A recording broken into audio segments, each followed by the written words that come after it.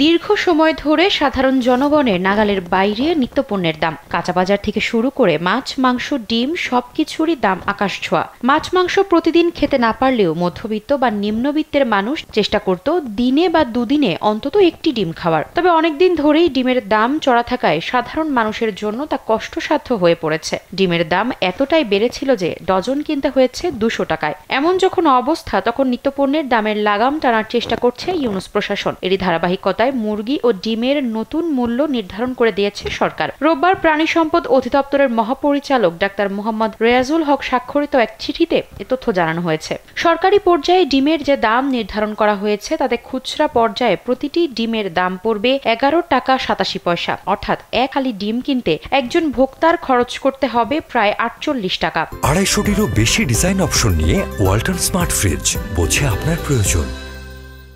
সোনালী মুরগির দাম খুচরা পর্যায়ে কেজি প্রতি পড়বে প্রায় 270 টাকা, আর একটি ব্রয়লার মুরগি কিনতে প্রতি কেজিতে গুনতে হবে প্রায় 180 টাকা।